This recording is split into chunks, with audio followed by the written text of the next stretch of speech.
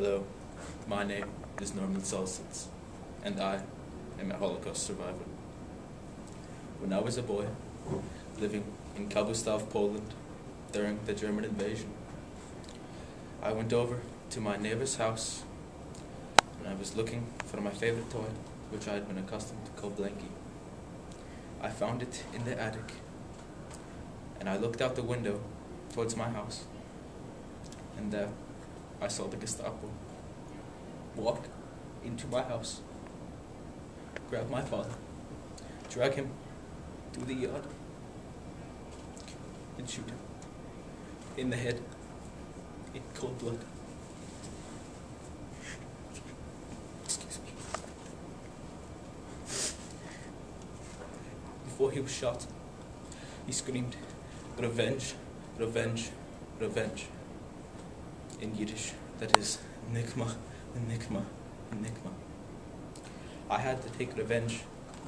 I had to take revenge for my mother and for my father, for my brothers and my sisters and their husbands and my nieces and nephews. Who would take revenge? I was the only one. My mother wrote to me when she was in the camp, along with my sisters. This is the letter she has wrote.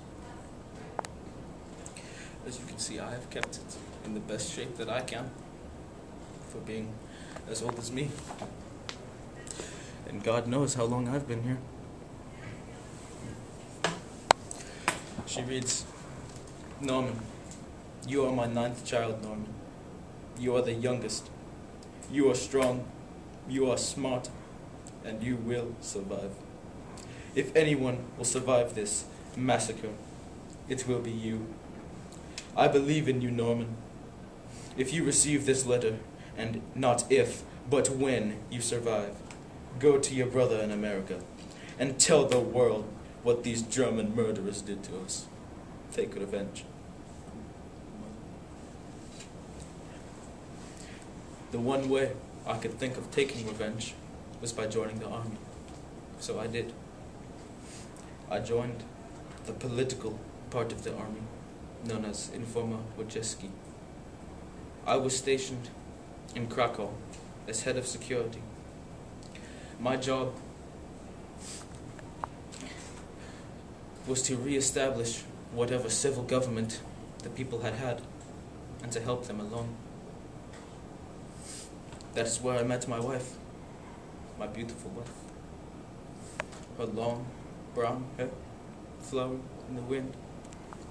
Her nails, her pretty nails, were her best feature. We were married secretly because we were Jewish, and it was not good to be Jewish back then. Then we decided that it was best to go to America, where we could be free.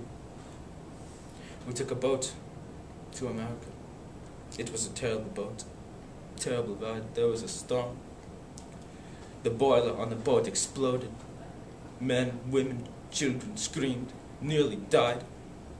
The men were lying in cabins, one next to another, cramped in, hundreds of them. Small boat. I remember laying on the deck of the boat, praying to God, "Kill me now or bring me to America next." And so he did. When the storm subsided, we walked to the bow of the boat and waited for the statue to come into view. We waited there, hours, hours. Finally, we saw the statue.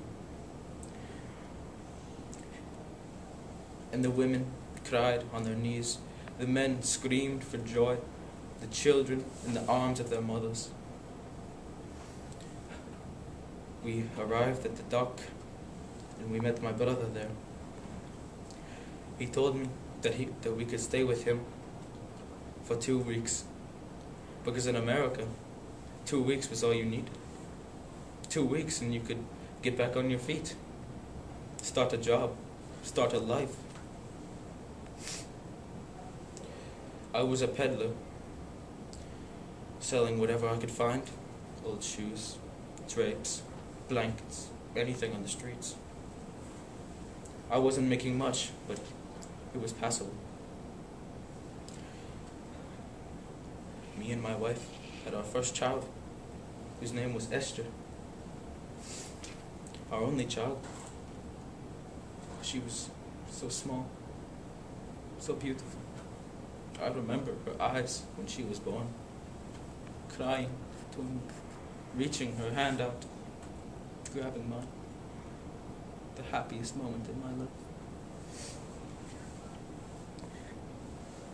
I continued as a peddler for my longing days, living a normal, peaceful life as an American.